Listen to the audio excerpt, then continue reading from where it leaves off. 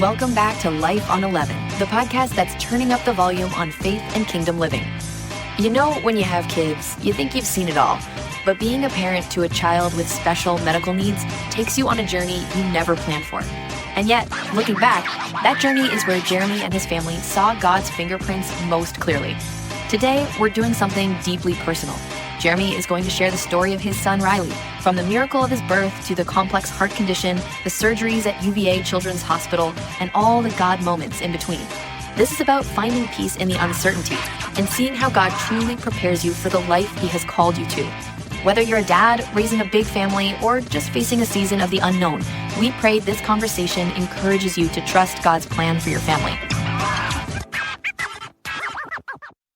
What's happening, dog? What's up, brother? Nothing, just chilling. What you up to? Oh, man, just, it's been like a lazy kind of evening, it feels like. Just kind of dreary outside, dark early, you know. It's cold. I mean, I don't know. It's cold. It's not, I wouldn't say it's cold. It was cold this morning. Yeah, I actually, at one point today, it felt like it was going to snow. Really? I think so. I was in Stanton, though, so man, Bro, that reminds me, I need to tell you about this, because you might not know. Okay. Stewart's Draft, Sam's hot dog stand, is for sale. So we're buying it. 45 stacks. Let's do it. I'm in. I'm just telling you. That's your old stomping grounds. Dude, I would buy that place in a second. Okay. All right. If I had 45 stacks. 45 cents it was, not stacks. Oh, cents? Okay, I'm in. 45 cents is definitely, that's my working capital right now. Done. Sorry, I just happened to think about that right now. We literally had a podcast last week about consumerism, and now we're talking about buying a hot dog stand. But that's so other people can consume our hot dogs. Dude, if we owned a hot dog stand... You're right, we consume all the profits. I do love me a good hot dog. I still like Dumpy's Dogs better. Dumpy's Dogs is great. That's a good one. How's your week?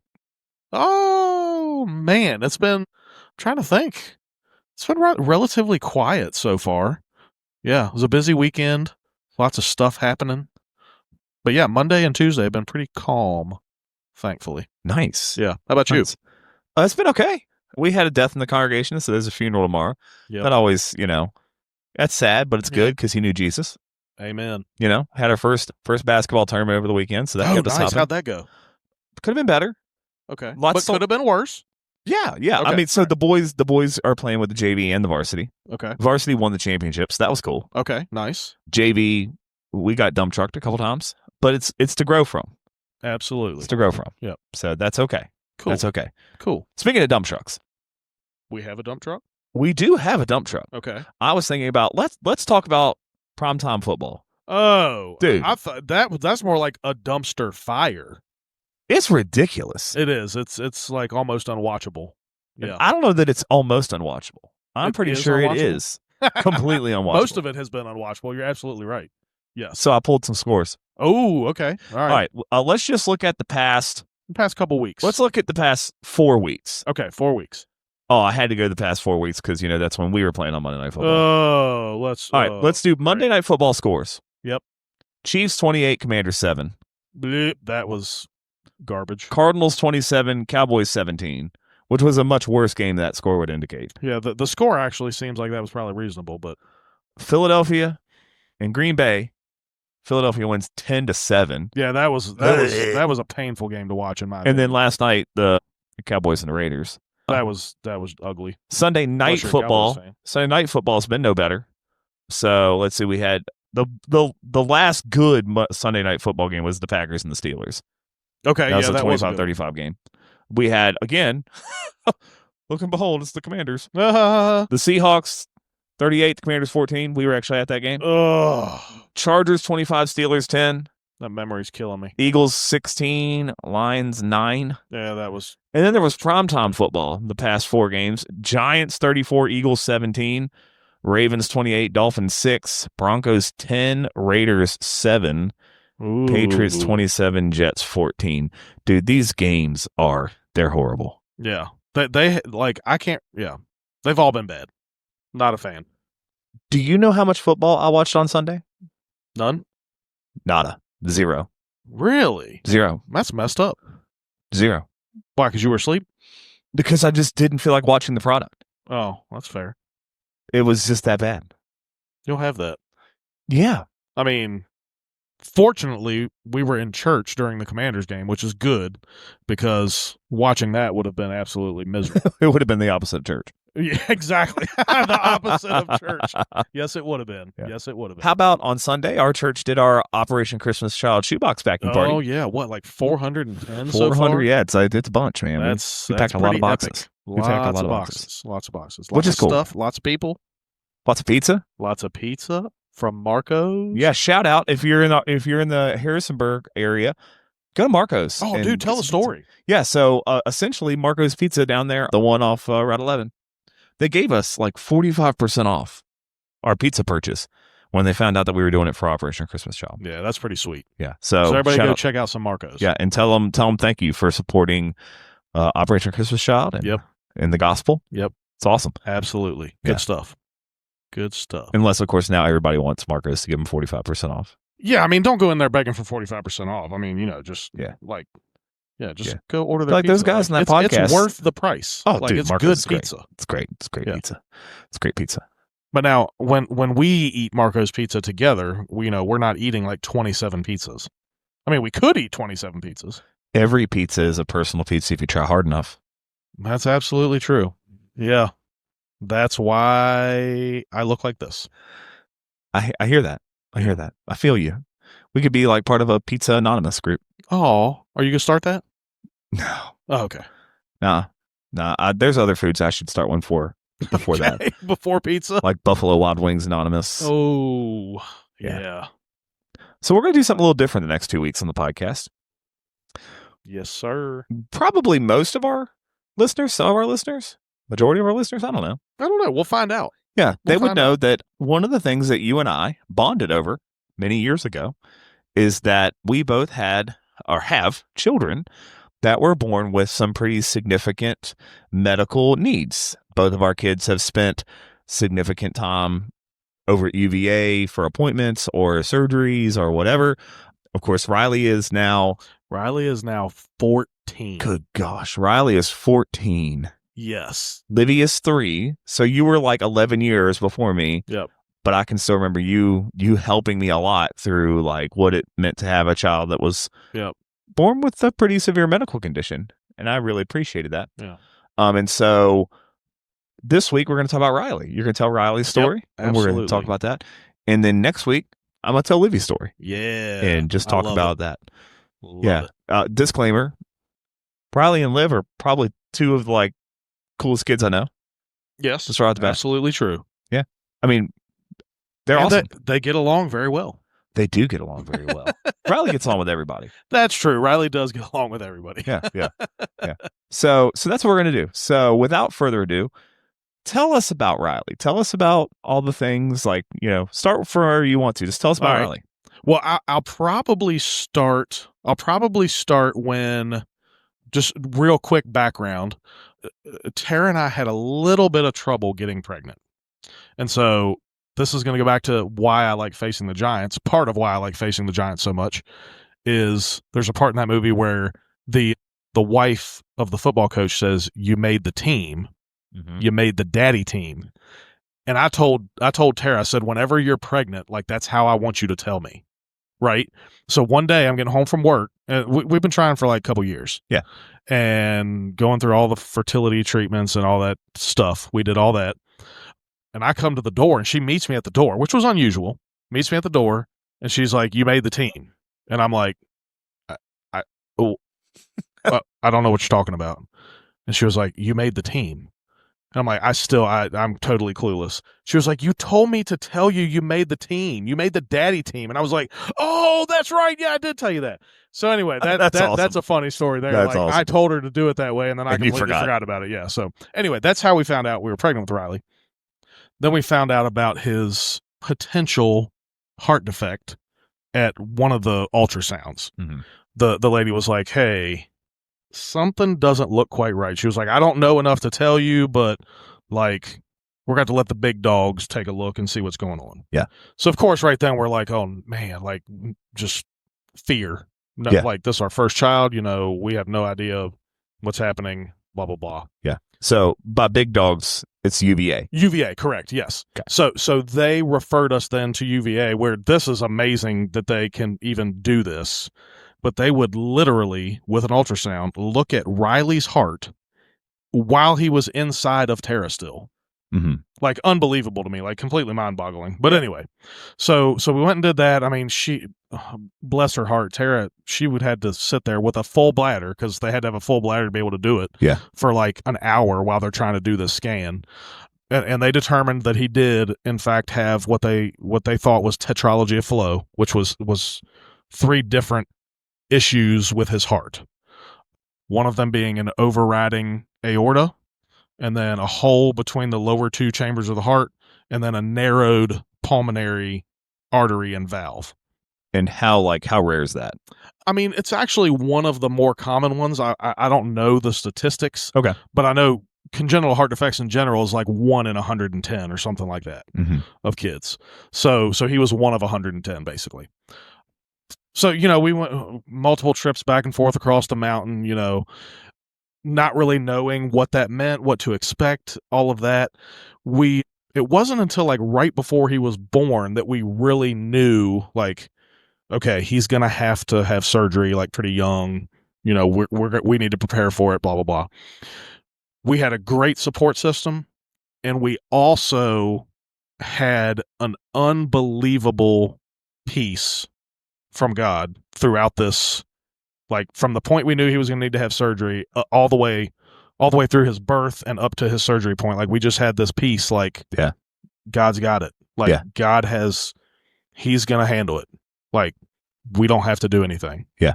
And I almost can't explain it. And Tara would say the same thing. I mean, she's not a big talker, but we just had this peace that God had it under control. So anyway, another great God story that I love to tell is we were going for like, it was like a week or 2 before the due date. They had us go pretty regular to check on things. Yeah. And Tara didn't tell me to pack a bag. The doctors didn't say to pack a bag. Nobody told us to pack a bag. Something in my head, which I say was God, was like, you need to pack a bag and take it with you all to the hospital, because you're having this kid this day. And I was like, okay. So I packed a bag, put it in the car, didn't even tell Tara, right? So we go to this appointment, and they're doing all the scans, and they're like, man, he's measuring really small. Like, I think the best thing is for you all to just stay here tonight, and you're going to have this baby.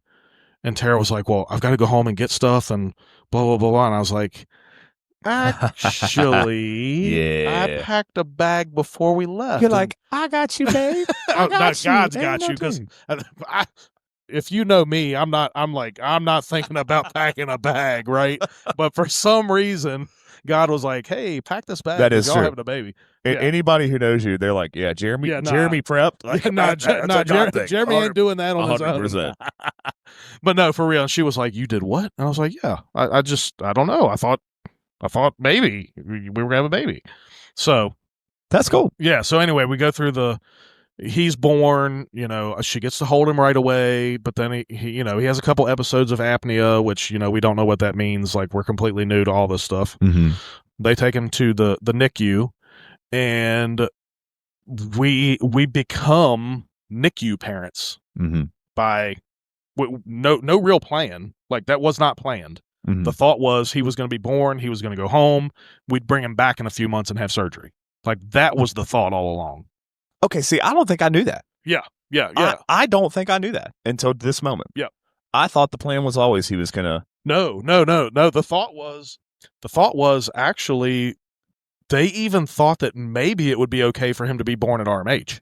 Oh, wow. Yeah, really, which thankfully he was born at UVA. Yeah. Because we had that appointment and they decided it's time.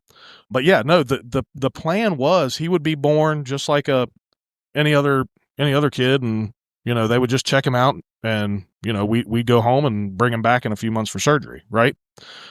So I don't know how many people have seen, there's a movie called Something the Lord Made. It's actually about one of the first procedures ever used to treat Tetralogy of Fallot. Oh, that's cool. Yeah. So it's really, if anybody gets a chance to see that movie, check it out. We actually watched it before Riley was born. Yeah. Amazing movie. Really good movie. So yeah, a couple other things that I forgot about. So Tara's parents actually had a child born with Tetralogy of Fallot. Okay. Which the crazy thing is they didn't say that Riley's was genetic, which is really, really odd, crazy, strange. So, obviously that brought back a bunch of emotions for them, and and that was difficult for everybody in the family, for Absolutely. sure. So yeah, and then also I had a cousin with the last name Sonafrank that had transposition of the great arteries. Okay. And he would have been like probably 30 years before Riley was born, or maybe 20. I don't know, something like that. But Riley's cardiologist actually worked. I don't know if she was a resident or whatever at the time, but she actually worked with the team that treated my cousin. That's crazy. Yeah, exactly. She was like, I knew I recognized that name. That's crazy. Sonafrank. Which, yeah, completely. I mean, it got to be God. Yeah, got to be God. absolutely. Right? So yeah, I mean, just lots of things fell into place. While we're in the NICU, we met a lot of other believers while we were in there. I mean, that was a great experience, just running into people in the elevator, and just sharing our story. We're not really knowing exactly what the future looked like. Not a lot of things we didn't know. Yeah. And so we spent 11 days in the NICU. Riley actually did really well. Like his heart actually was the least of their concern after he was born. He had apnea, was having trouble breathing and things like that. But like I said, after 11 days, we got to go home and basically love on him for 3 months and treat him just like a normal baby. That's awesome. Now, obviously, we had lots of fear, like that he was going to stop breathing and all that. So, like, we had the angel care monitor and all these things. Yeah. Lots of prayer. And so was the apnea related to the heart? No, completely unrelated. Okay. No. Yeah. Most all of Riley's medical complexity is completely unrelated to his heart. He's just medically complex. Yeah. All the way around, basically. Yeah. Medically complex, but absolutely awesome. Oh yeah, absolutely awesome. Wouldn't trade him for anything in the world. Yeah, absolutely love him to death. I mean, you've heard me say, like, some people will be like, "Who's your favorite kid?" Like talking about mine, they're like, "Who's your favorite kid?" I'm like, Riley Sonafrank. Oh, you mean one of mine? Yeah. Okay. Yeah, no, he's definitely touched a lot of people's lives for sure, and he's very memorable to most people too.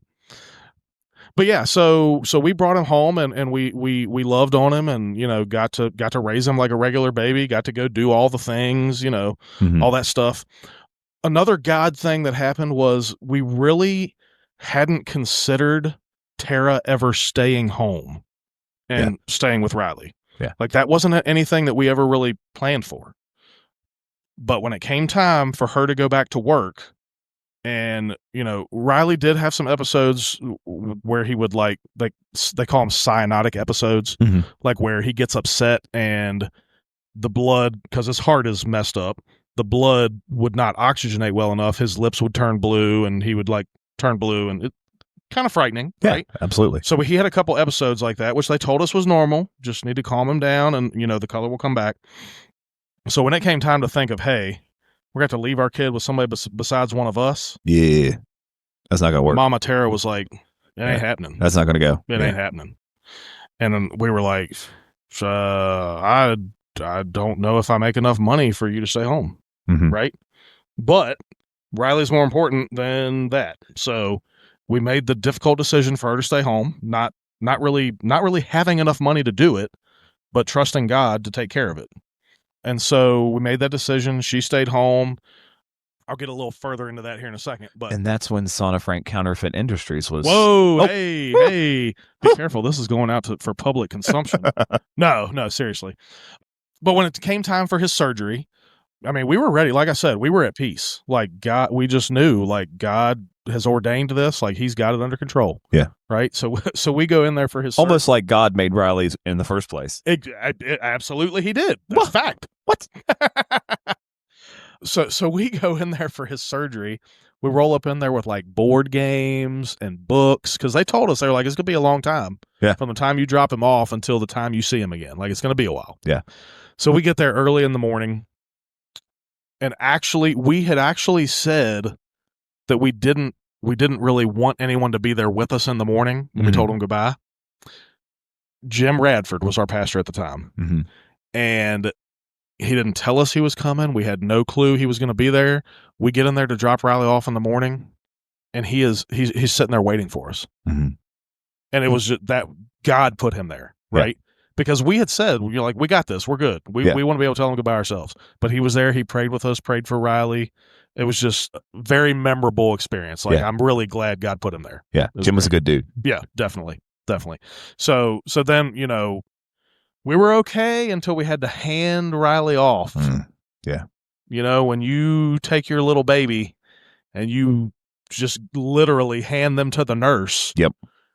And have, like, I'll just say there were lots of tears shed right at that moment. Not because we were afraid that he wasn't going to be okay, but just letting him go. You know what I mean?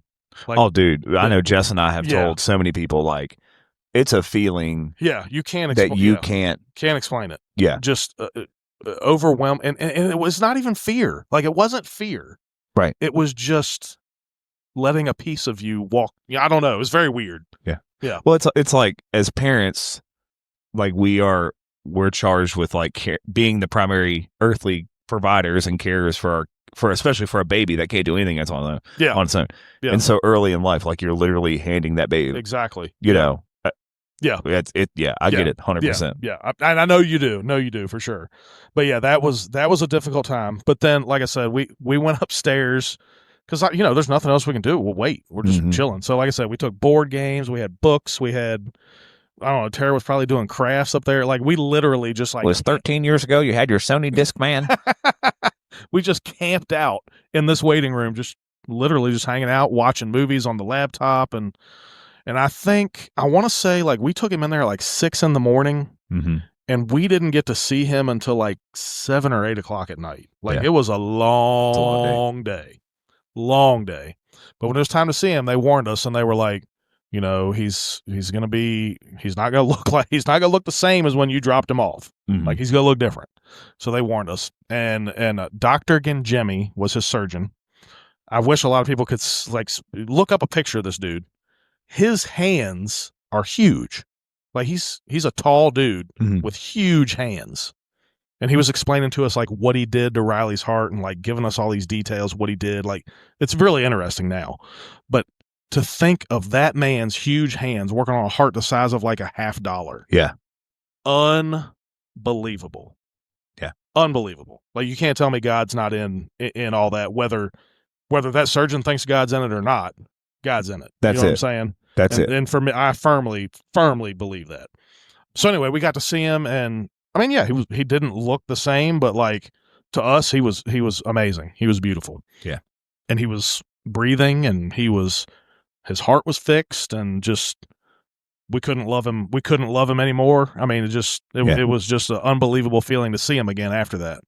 We had tons of great nurses in there. Everybody was so kind and caring and loving. All the families that we met, like, it was just an unbelievably good, godly experience.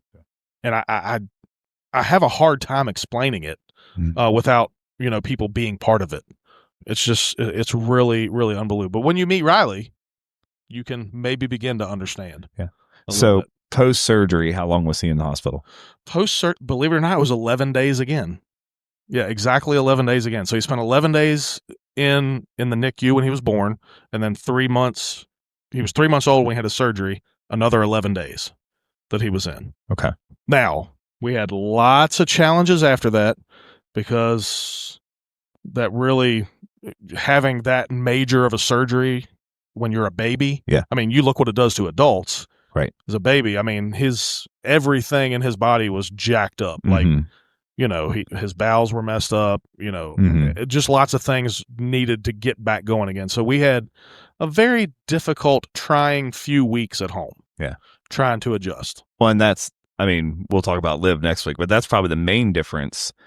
Was like Liv was in the NICU for. Oh yeah, she was in for a long time. And like, how long was it?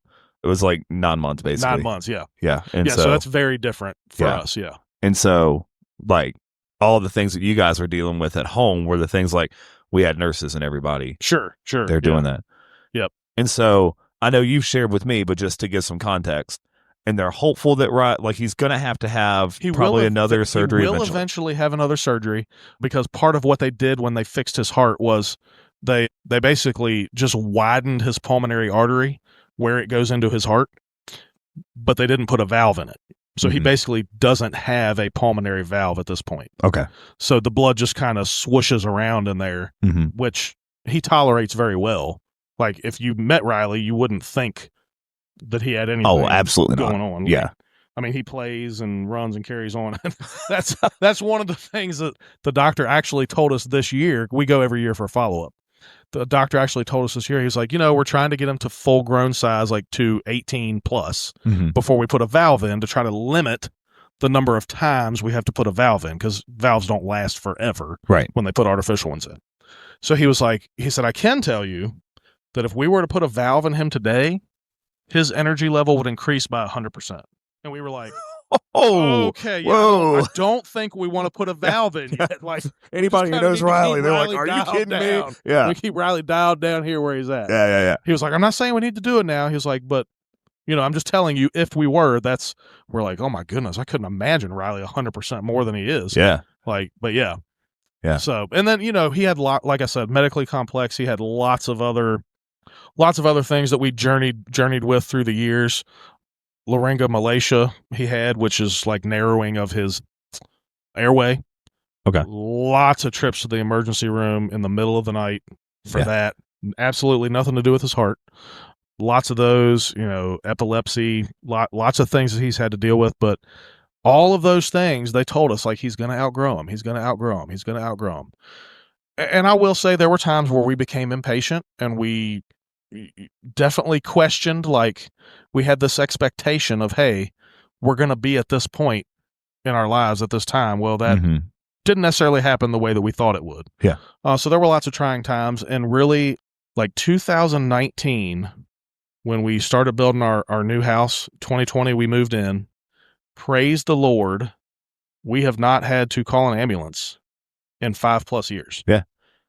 Because I know, like, some of the things that you and I have done in the past, like going to football games and stuff, like you've said, like, I wouldn't have done that 5 years ago. Absolutely, yeah. Like, before that time, like, I would not leave Riley, I would not leave Tara to have to deal with a potential emergency situation at a night, unless, like, her mom could be there, her dad could be there, because you never know when it's going to happen. Yeah.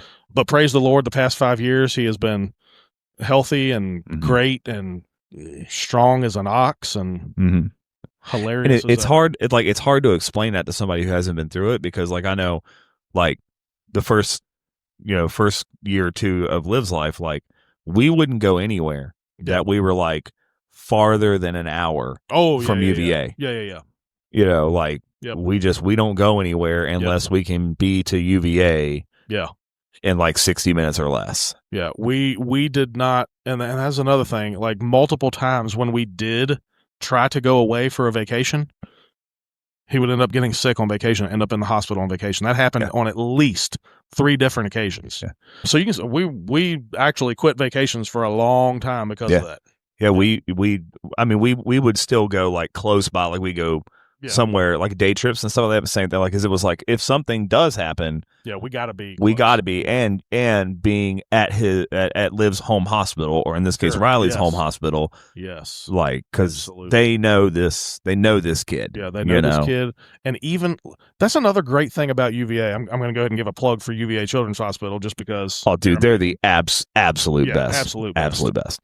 There were even, like, times where we ended up in the emergency room over there with him, where, like, obviously the doctors in there had never met Riley before, but they were able to find out about his case. Like, they knew where to go to get the information, and they trusted us to tell them what we knew about his case. Yeah. And they're just absolutely amazing. Every specialty we've dealt with over there, as far as children's goes. Yeah. If your child needs any care above and beyond what your local pediatrician can provide, UVA Children's Hospital, absolutely top notch.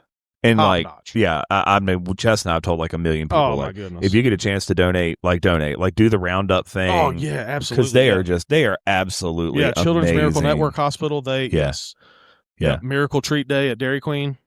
Always hitting that up. Got to hit the blizzard. Yep.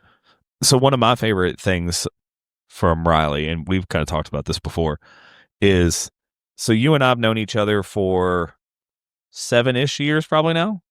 Is that probably right? Maybe longer than that. It might be a little bit. We're getting longer. old. We're getting 7, old. 8, somewhere in that range. Maybe 9. But before I knew you personally, there were mutual friends. You guys were going to another church at the time, which we won't talk about that. It was a dark, dark age.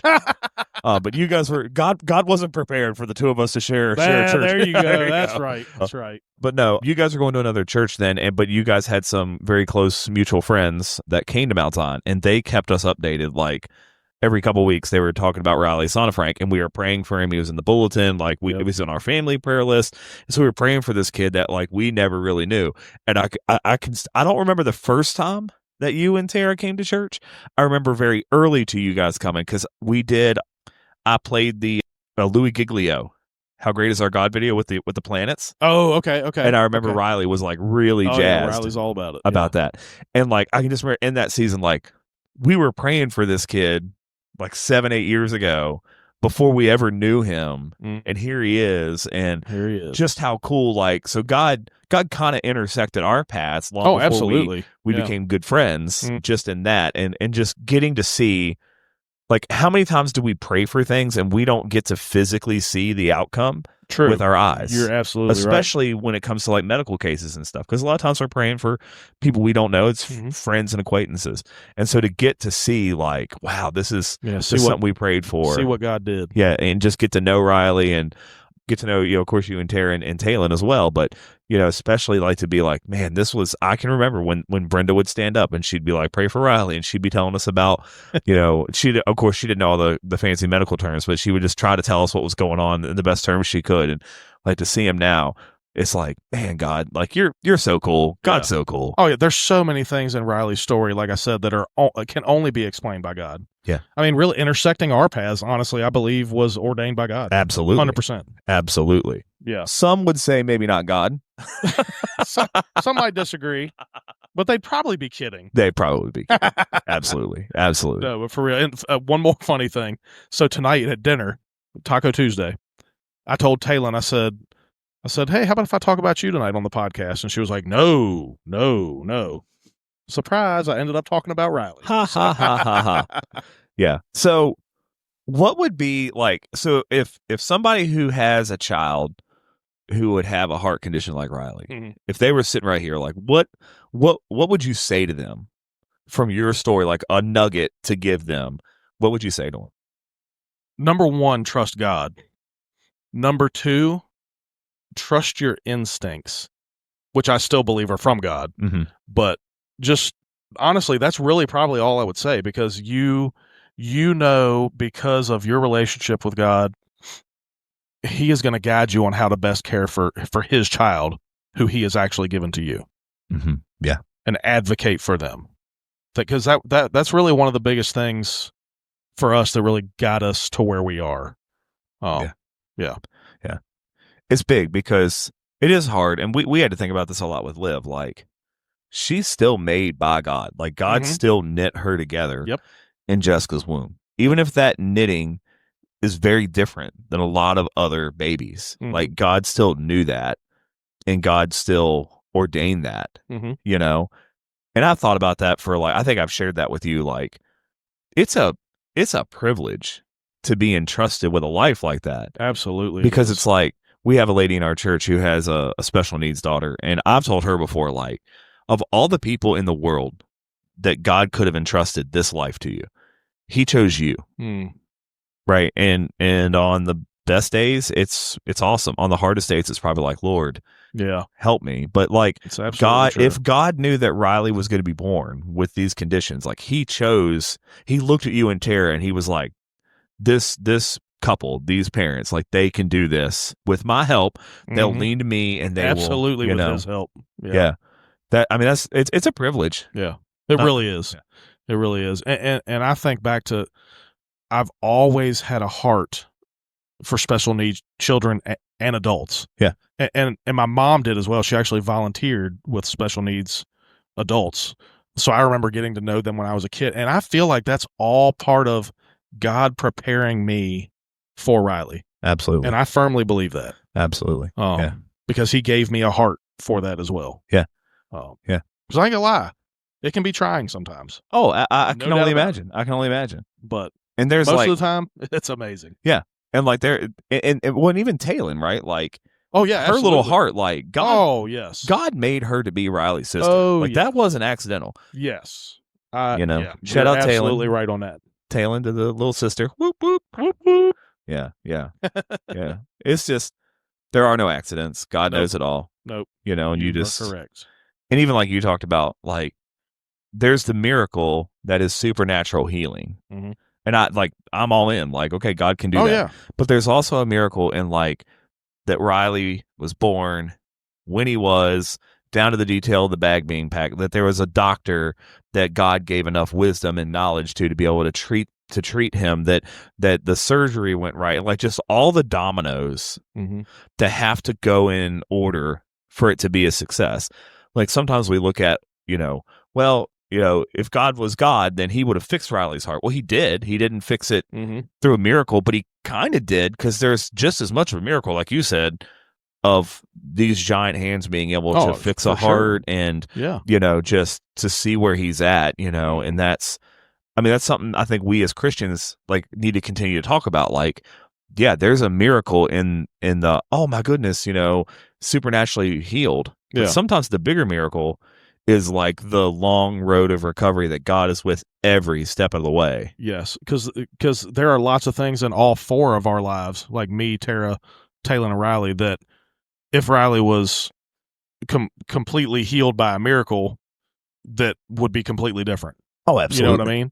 So God set all this in motion, and it's our responsibility to follow his path, whichever way that goes. Can I share the story about the young lady that was at our church for Riley? Like, you talk about how it impacts other people. Oh, sure. Yeah. So I don't have the lady's permission, so I'm not going to use names or anything, but there was a person that was coming to our church for a long time, and she sat kind of close to you guys. And I remember her telling me, like, she struggled with special needs kids. Like, she just didn't know how to interact with them. And so when she started coming to church, she almost moved sections, because she was embarrassed that she didn't know how to interact with Riley. But she learned how to interact with Riley, and she saw how other people in the church interacted with Riley. And she got comfortable, and she felt comfortable in her own skin with it. And so then she decided to go into volunteer ministry for a year. And so she went to another state and did a volunteer ministry. And unbeknownst to her, she got placed working with special needs kids in a foster home. And she was like, God knew that I was going to do this. And God put me not just in the church with Riley, but literally sitting with him so that I would be prepared when I got there. And even that little detail, how cool is God? I had forgotten that story, but yes, you're right. I mean, because our church is big enough where I've told people before, you don't like somebody at church, our church is big enough where you can avoid them. That's true. We have enough people. You can go a year without talking to somebody if you don't want. So she very easily just could have relocated to a different part of the church and never interacted with Riley and never interacted with you guys. Yeah, but instead she did, and God used that, knowing. Because she didn't know. It's like she applied to be in a special needs home with foster care children. That's where God stuck her after she got there. And she was like she called me. She was like, I've got to tell you this story. And that's what we really call cool. A God story. Amen to that. They're everywhere, man. Oh, man, they are. They are. Yeah. Love it. Yeah. Cool. God's fingerprints, man. Amen. God's fingerprints. Yeah, and if you haven't gotten a chance to know Riley, and he's in your circle anywhere, man, get to know Riley. What an amazing little dude. What an amazing little dude. Not such a little dude anymore. No, he's not. Not such a little dude anymore. He's a tall, lanky dude. Yeah, a couple weeks ago we went to lunch, and I just looked at him, I was like, this Riley's becoming a man. Oh, dude, yeah. It's crazy. He is. It's crazy. Tara actually got him a little razor to start shaving his little beard. Uh-oh. He shows his little beard. I still think Riley needs to grow a Fu Manchu. I think Riley with a Fu Manchu. It won't be long. I'm pretty sure he got the the Sana Frank hair gene. Oh, jeez. Yeah. Poor kid. Have it everywhere except So the top instead of the razor, get him a weed whacker. Goodness. Yeah. You're one of the only people I know, Jeremy, that can grow a 5 o'clock shadow literally by 5 o'clock every day. Oh, it's like I actually think your facial hair has grown during the podcast. It probably has. If you look at the video feed, you'll see Jeremy's beard growing during the podcast. Yeah. Dude, what an awesome story. Thanks for sharing that with us. Yeah, Thanks glad for to share sharing it. And, you know, obviously I just touched the surface.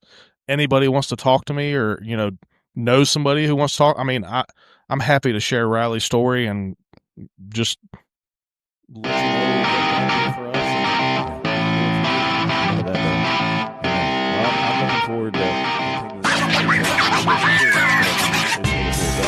the parallels of the stories are kind of amazing. So catch us back next week and get a chance to shout out to Riley. Oh, yeah. See you next time. All right. Thanks again for tuning in to Life on 11. We hope today's discussion gave you something powerful to think about and apply to your walk with Christ. If you enjoyed the conversation, the best way you can support the show is to share, like, and comment wherever you listen to your podcasts. And don't forget to connect with us. You can find us on Facebook or TikTok by searching for Life on 11 Podcast. We love seeing your comments and hearing how these episodes are impacting your life. Remember, keep turning up the volume on faith and kingdom living.